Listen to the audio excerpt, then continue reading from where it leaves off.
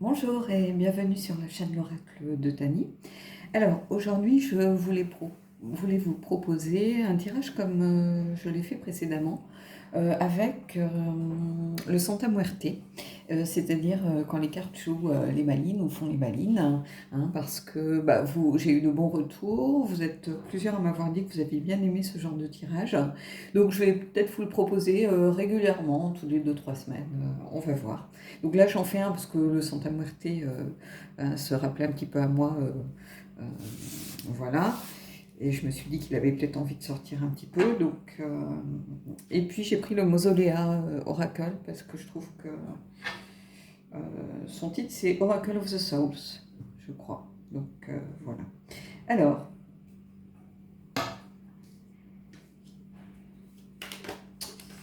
j'aimerais bien avoir des cartes qui tombent. Alors, il a déjà été mélangé le Santa Muerte, sauf que j'évite maintenant de le mélanger ici. Vous voyez, ça fait plein de scratch sur le. Donc, allez, hop, une. Allez, encore deux, s'il te plaît. Là, ça fait un peu beaucoup quand même. En plus, elles sont pas pratiques celles-ci. Elles sont assez épaisses, elles brillent, donc elles glissent beaucoup. C'est pas les cartes les plus faciles à manipuler. Alors, j'aimerais bien avoir encore deux cartes, une autre. Et encore une.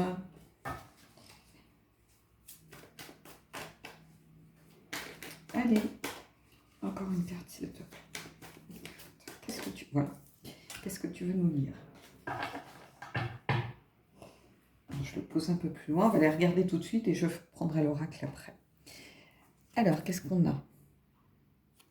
Le 9 de Pentacle. Le 3 de Pentacle.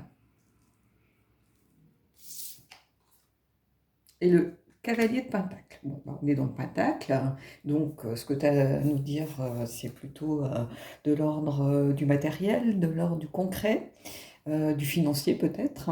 Alors, ce que les cartes nous disent ici, c'est que j'ai l'impression que ça va s'adresser à des gens qui commencent à être au bord du burn-out, qui commencent à être dépassés par les événements. Vous commencez à être submergé par les dossiers, submergé par les tâches, submergé par les responsabilités. Alors ça peut être dans votre quotidien, peut-être en faisant plein d'activités, en passant votre temps à courir de droite et de gauche. Ça peut être au travail avec les dossiers. Voilà, vous prenez vraiment ce qui résonne en vous. Mais en tout cas, ici, ça nous dit que vous commencez à être dépassé par les événements, à être submergé, à être vraiment... je vais vous montrer la carte d'un peu plus près. Vous voyez, vous êtes là, commencez à être enseveli sous les... à crouler sous les tâches. Et il y a un moment où ça va être un petit peu dangereux pour votre santé, carrément. Donc, ici, ce que ça nous dit, c'est de passer à cette étape-ci, qui est l'étape où on lève le pied sur ce qu'on est en train de faire, on prend le temps de laisser les choses suivre leur cours naturellement, sans se presser. On prend le temps de recommencer à vaquer à ses occupations tranquillement, à regarder les choses se faire lentement. Vous voyez, cette personne, elle est tranquille, elle arrose ses petites plantations qui prendront le temps qu'il faut, qu'il leur est nécessaire pour sortir de terre. Quel que soit le nombre de projets, parce qu'il y a quand même 3-4 projets en cours, et ben ça prendra le temps que ça prendra. Aucun besoin de se précipiter. Là, vous êtes dans les énergies complètement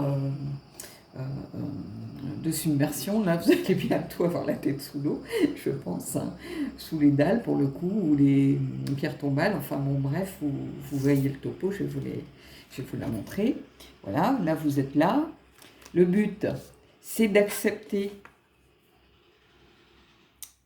de lâcher prise, d'être là-dedans et de repartir tel le cavalier de Pentacle qui est, n'oubliez pas, le cavalier sur son cheval de trait qui fait un pas en avant, deux pas en arrière, donc qui va à son rythme tranquillement, qui ne perd pas de vue le but le but de sa quête, qui ne perd pas de vue le but de sa mission, qui ne perd pas ses objectifs, mais qui va tranquillement.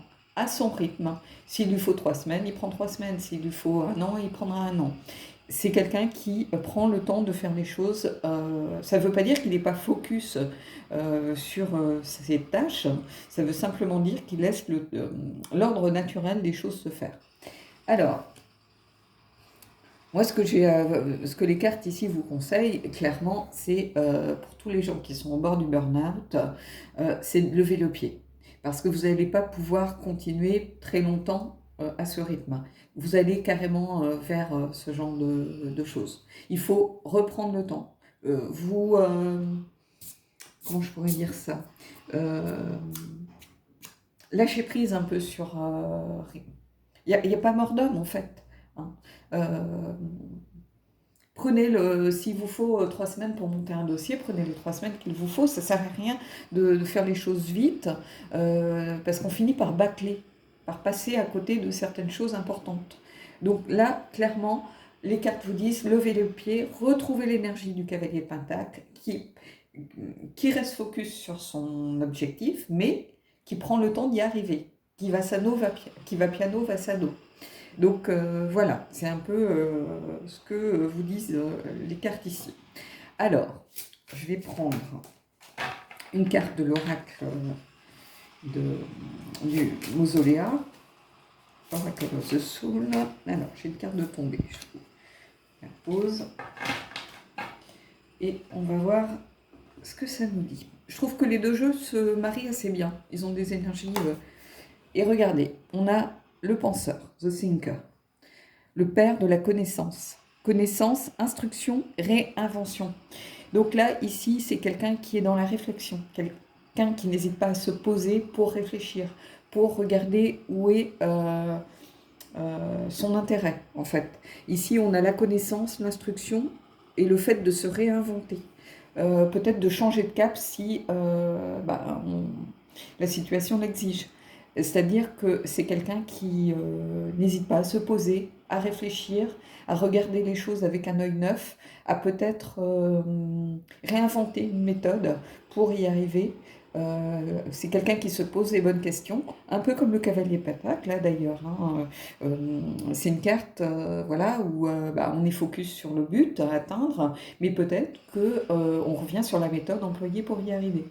On n'hésite pas à se repositionner. On n'hésite pas à peut-être se dire qu'on fait fausse route et on pose les choses à plat et on repart vers quelque chose de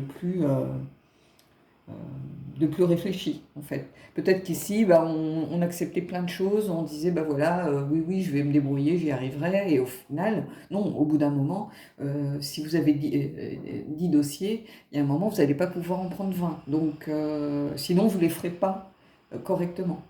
Vous allez courir partout et c'est tout ce que mais chez vous c'est pareil. Mettons que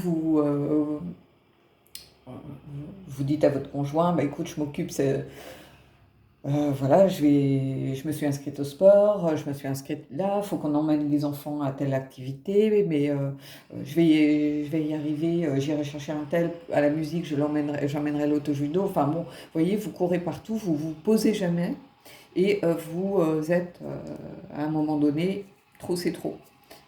Et là, le penseur, c'est le père de la connaissance, mais justement, le père de la connaissance, il n'hésite pas à se réinventer si nécessaire, à se dire qu'il fait fausse route et à reconnaître ses erreurs pour repartir avec vraiment un esprit clair, avec une vision beaucoup plus claire de son but et de ses tâches. Voilà. Bon, écoutez, le Santa Muerte, comme d'habitude, encore dit des choses. On va prendre une petite question. J'essaie de tomber, on va voir. Alors, c'est une petite capsule qui n'est pas très longue, mais moi que j'aime bien, en fait. Alors, c'est très marrant. Le livre que tu es en train de lire. Alors, ce qui est très marrant, c'est que quand j'ai installé mon plan de travail, je me suis dit, c'est vrai, j'ai une question sur le bouquin. Le bouquin, il est sur ma table de nuit. Je me dis, pour pas être obligée d'aller courir ou de pas vous le montrer, je dis, je vais l'amener près de moi. Et comme quoi, on a un peu d'intuition. Le voilà, le livre que je suis en train de lire. Je suis en train de lire le livre de Nelson Mandela, Un long chemin vers la liberté. Donc je l'ai depuis très longtemps, vous voyez, tout jaune à force d'être resté en stock, mais c'est quelqu'un qui m'inspire en fait, qui a su prendre le virage de cette... comment... Je l'ai en anglais, mais je ne l'ai pas en français, de cette nation de couleur. Et qui a su gérer l'après-apartheid. Hein. Alors moi, je suis allée en Afrique du Sud, et c'est vrai que quand on se retrouve face à Robben Island, qu'on visite cette île où il a passé tant d'années de sa vie, qu'on voit les cellules, on se dit, mais quel homme incroyable, quoi. Hein. Et c'est quelqu'un qui m'inspire beaucoup. Qui pourrait être un guide en fait, hein, parce que moi, mes guides, je les prends aussi dans les gens qui m'inspirent au quotidien.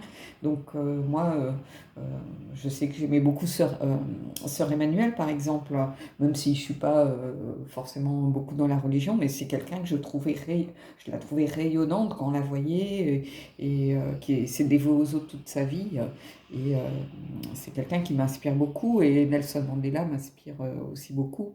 Euh, et je vous conseille vraiment, si vous avez l'occasion de lire ce livre, c'est vraiment super intéressant. Donc voilà le livre que je suis en train de lire, donc c'est Nelson Mandela, Un long chemin vers la liberté.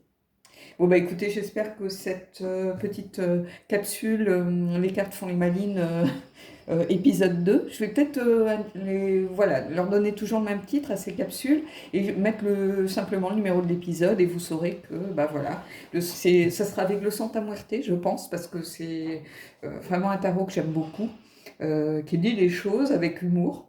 Hein, bon, les cartes, certaines cartes sont drôles. Et puis, je changerai l'oracle. Ici, j'ai trouvé vraiment le message du mausoléa vraiment inspirant aussi. Hein, le penseur qui invite à se réinventer, à réfléchir, à se poser, et puis à faire appel à ses connaissances et à son instruction, à son bagage, pour savoir comment peut-être changer un peu le cap qu'on est en train de prendre, ce qui n'empêche pas d'atteindre ses buts malgré tout. Voilà. Bon bah écoutez, je vous souhaite de belles énergies, et je vous dis à bientôt pour un prochain tirage.